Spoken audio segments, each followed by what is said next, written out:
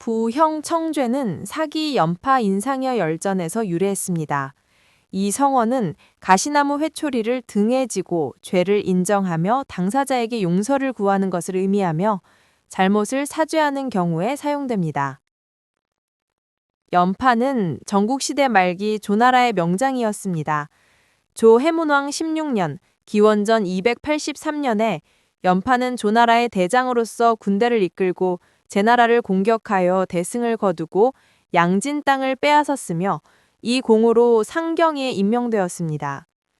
이후 연파의 용맹함은 여러 제후국에 널리 알려졌습니다. 인상현은 조나라 사람으로 환관 우두머리였던 묘현의 문객으로 있었습니다. 훗날 그는 조나라 왕의 명을 받아 희대의 보물인 화씨벽을 가지고 진나라의 사신으로 갔습니다. 그는 지혜와 용기로 화씨벽을 온전히 조나라로 가지고 돌아왔고 이 공으로 조나라 왕의 신임을 얻어 상대부에 봉해졌습니다. 얼마 후 진나라가 군사를 일으켜 조나라를 공격하여 석성을 빼앗았습니다. 이듬해에는 다시 조나라를 공격하여 2만 명형을 죽였습니다. 진나라는 사신을 보내 조나라 왕에게 우호를 다지고 싶으니 서하박 민지에서 만나자고 제안했습니다. 조나라 왕은 진나라를 두려워하여 가고 싶지 않았습니다. 연파와 인상현은 대왕께서 가지 않으시면 조나라가 약하고 겁이 많다는 것을 보이는 셈이 됩니다. 라고 상의하며 왕을 설득했습니다. 두 사람의 권유에 조나라 왕은 회동에 가기로 결정했고 인상여가 그를 수행했으며 연파는 국경에서 군대를 정비하며 만일의 사태에 대비했습니다. 민지의 회동에서 인상현은 뛰어난 언변으로 진나라 왕과 팽팽하게 맞서 싸워 조나라 왕이 굴욕을 당하는 것을 막았습니다. 한편 연파가 국경을 굳건히 지키고 있었기에 진나라 왕도 또한 군사적으로 경거망동할 수 없었고 마침내 조나라 왕은 무사히 조나라로 돌아올 수 있었습니다. 귀국 후 조나라 왕은 민지 회동에서의 용맹한 활약을 높이사 인상여를 상경에 봉했습니다. 이로써 인상여의 관직이 연파보다 높아지게 되었습니다. 그러자 연파는 마음속으로 불만을 품고 이렇게 말했습니다. 나는 조나라의 대장으로서 전징터에서 목심을 걸고 싸워 큰 공을 세웠는데 인상여는 고작 입을 놀린 공으로 내 자리보다 높아졌다. 하물며 인상여는 본래 미천한 출신이 아니던가. 나는 이런 치욕을 참을 수 없다. 만약 인상여를 만나게 되면 반드시 그에게 망신을 줄 것이다. 인상여는 이 말을 전해 듣고는 연파를 의도적으로 피하기 시작했습니다. 조정에 나아갈 때마다 늘 병을 핑계로 연파와 우혈을 다투려 하지 않았습니다. 한 번은 인상여가 외출했다가 멀리서 연파의 수레를 보고는 자신의 수레를 돌려 다른 길로 피했습니다. 인상여의 문객들은 그가 이토록 연파에게 굽히는 것을 보고 매우 불쾌해하며 말했습니다. 저희가 나리의 높은 품덕을 흠모하여 처자식을 버리고 나리를 섬기러 왔습니다. 지금 나리의 지위는 연파 장군과 같은데 염장군이 밖에서 나리의 험담을 하고 다님에도 아무런 대응도 하지 않으시고 오히려 곳곳에서 그를 피하고 계십니다. 나리께서 이토록 그를 두려워하시니 평범한 사람조차 나리를 대신해 부끄러움을 느낄 정도입니다. 저희는 이제 쓸모가 없으니 집으로 돌아가게 해주십시오. 인상여는 평온한 목소리로 대답했습니다. 그대들이 보기에 연파 장군과 진나라 왕 중에 누가 더 대단한가? 문객들이 답했습니다. 당연히 연파 장군이 진나라 왕만은 못합니다. 인상여가 말했습니다. 진나라 왕과 같은 위세 앞에서도 나는 감히 그의 조정에서 그를 꾸짖고 그의 신하들에게 망신을 주었소. 내가 비록 무능하지만 어찌 염장군을 두려워하겠소. 내가 생각하기에 강대한 진나라가 감히 우리 조나라를 쉽게 공격하지 않는 것은 바로 우리 두 사람이 있기 때문이오. 만약 우리 두 사람이 싸운다면 이는 마치 두 마리의 호랑이가 싸우는 것과 같아 반드시 어느 한쪽은 다칠 것이오. 내가 개인적인 원한을 뒤로 하고 국가의 안위를 먼저 생각하기 때문에 그를 피하는 것이오. 훗날 연파가 이 말을 전해 듣고는 마음속으로 매우 부끄러웠습니다. 그는 자신이 좁은 마음이 하마터면 국가의 대사를 그르칠 뻔했다고 생각했습니다. 그리하여 그는 웃동이를 벗어 맨등을 드러내고 죄인을 벌할 때 쓰던 가시나무 회초리를 등에 진 채 문객을 따라 인상여의 집에 가서 죄를 청했습니다. 그는 인상여에게 말했습니다. 제가 어리석고 속이 좁은 사람이라 나리께서 이토록 넓은 분이신 줄 미처 몰랐습니다. 이날 이후로 연파와 인상여는 생사를 같이 하는 친구가 되어 한마음으로 한 힘을 합쳐 조나라를 지켰습니다. 부, 질부는 등에 지다, 짊어지다 라는 뜻입니다. 형, 가시나무 형은 가시나무를 의미하며 여기서는 죄인을 벌할 때 사용하던 가시나무 회초리를 가리킵니다. 청, 청할 청은 청하다, 구하다, 요청하다 라는 뜻입니다. 죄, 허물죄는 죄, 허물 또는 그에 대한 벌을 의미합니다.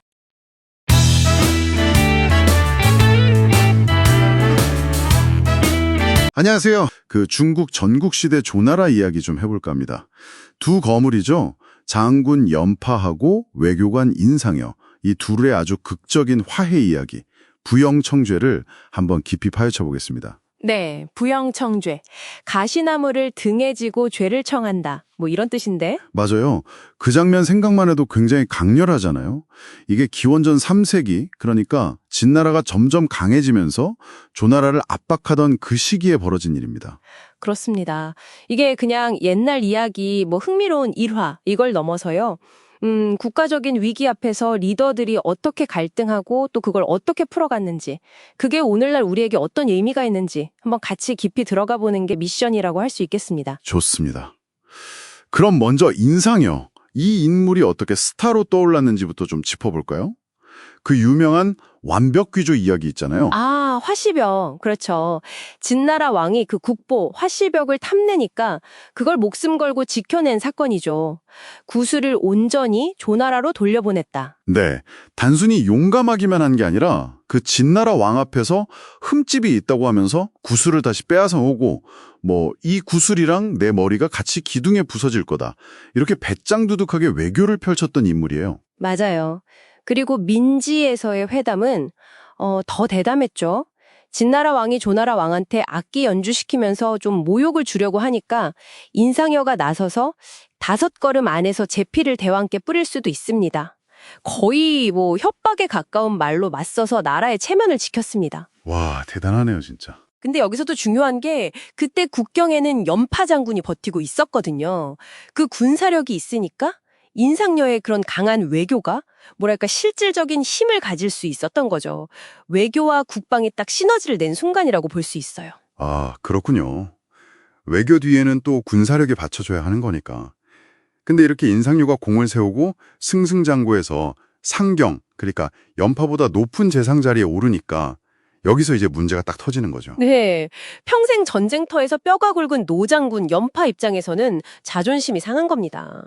아니 나는 성을 빼앗고 싸워서 공을 세웠는데 저 인상녀는 꼬작 현올림으로 나보다 높아져.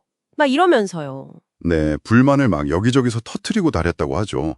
만나기만 하면 망신을 주겠다고 벼르기까지 했다고 하고요. 그렇죠. 여기서 이제 인상녀의 지혜 혹은 전략적인 판단이 나오는 건데요. 연파를 일부러 피해 다닙니다. 근데 이게 비겁해서 그런 게 아니었어요. 아, 그 유명한 말이 여기서 나오죠? 네. 강한 진나라가 우리를 함부로 못하는 건 우리 두 사람, 연파 장군과 내가 있기 때문이다. 근데 지금 우리 둘, 이 두 호랑이가 싸우면 둘 다 살아남지 못한다. 이렇게 얘기하죠. 내가 이렇게 피하는 건 국가의 위급함을 먼저 생각하고 이 사사로운 원한은 뒤로 미루기 때문이다. 이런 설명입니다. 단순히 갈등을 피하는 게 아니라 이 내부 분열이 결국 적국인 진나라만 좋은 일 시킨다는 아주 냉철한 계산이 깔려 있었던 거죠. 야, 정말 대단한 판단이네요. 개인적인 감정보다 국가를 먼저 생각한다는 게. 근데 이 말이 결국 연파 귀에 들어갔어요. 네, 들어갔죠. 자신의 그런 편협함, 속좁음을 깨달은 백전노장 연파. 여기서 정말 드라마틱한 행동을 합니다. 바로 그 장단이죠. 우통을 벗고 등에 가시나무 회초리를 짊어지고 그리고는 인상녀의 집 문 앞에 가서 무릎 꿇고 사죄를 합니다. 이게 바로 부영청죄, 가시나무 지고 죄를 청한다는 고사성어가 된 그 장면인 거죠. 근데 참 이렇게까지 극단적인 방식으로 사과를 한다는 게 이게 뭘 의미하는 걸까요? 글쎄요, 여러 해석이 있겠지만 이건 당시 리더십과 책임감에 대한 어떤 높은 기준을 보여주는 것 같아요. 그냥 말로 미안하다 이게 아니라 자신의 지위, 우통 벗는 것, 어떤 방어기제, 맨등을 다 내려놓고 처벌, 가시나무까지 감수하겠다. 이런 진정성을 온몸으로 보여준 거죠. 그러네요. 그리고 이 화해, 이걸 장상화라고 부르잖아요. 장군과 재상의 화합. 이게 그냥 두 사람 사이의 문제가 아니라 조나라가 내부의 어떤 치명적인 균열을 봉합하고 다시 힘을 합쳐서 외부 위협에 맞설 수 있게 된 아주 결정적인 계기가 된 겁니다. 네, 정말 감동적인 화해인데 근데 이야기가 여기서 해피엔딩으로 끝나지는 않죠. 좀 안타까운 부분인데. 맞습니다. 이렇게 위대한 화합이 있었지만 결국 조나라의 비극적인 운명을 막지는 못했어요.